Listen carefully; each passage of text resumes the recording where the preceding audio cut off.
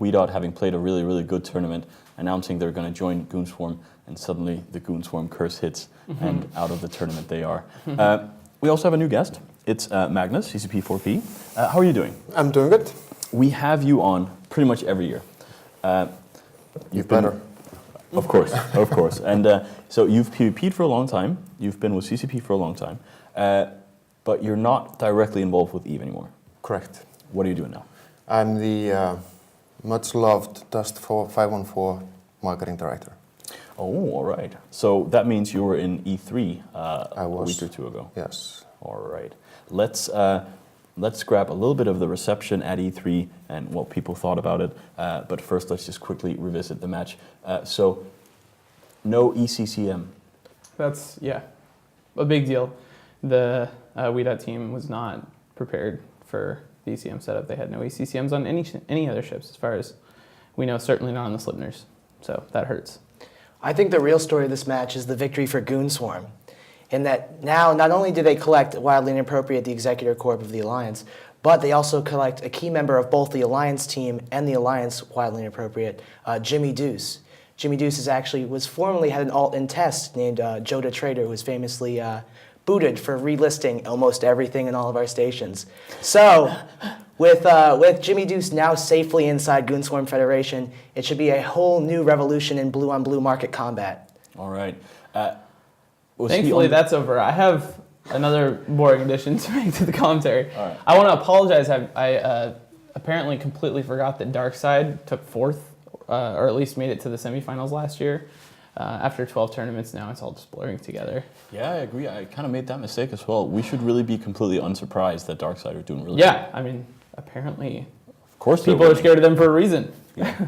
And the other thing that I was talking with Ravi off screen about is in the Outbreak match, the Tengus were actually ECM Tengus. I was trying to figure out why Ham Tengus would be better than Slipners, and apparently the reason is that they're not Ham Tengus. Or at least that's not what's important about them. It was that they were ECM fit. So there you go. All right. Two big screw-ups. Two big screw-ups. Talking about... Not Michael Bolton screw-ups, by the way. Well, you know, we'll have to balance it off a little bit. So -10 versus Hydra is our next match. That's one of the bigger ones.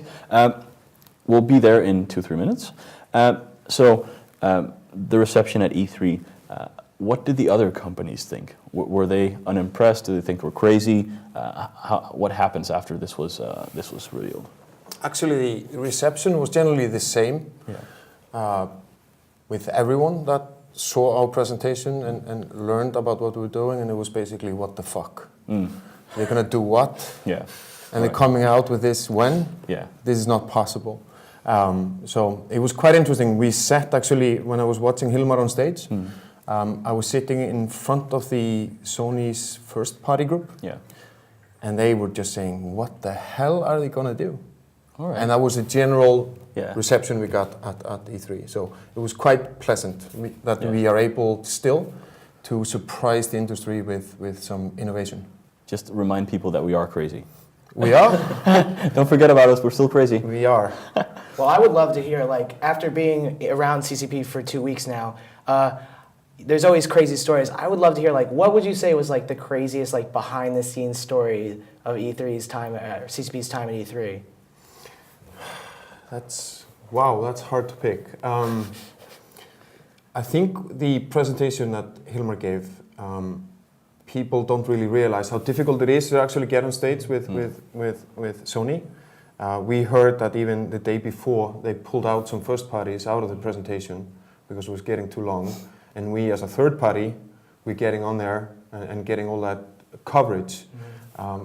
In itself, that is pretty unusual and crazy. And it just shows that, you know, what we are planning with Dust is revolutionary for the console market.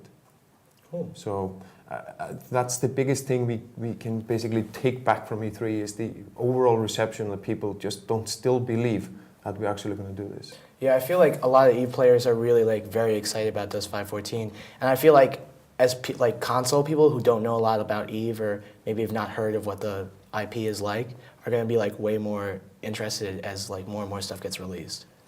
They are. I mean, this is big for console. I mean, it's the first time that two games are connected in the same universe.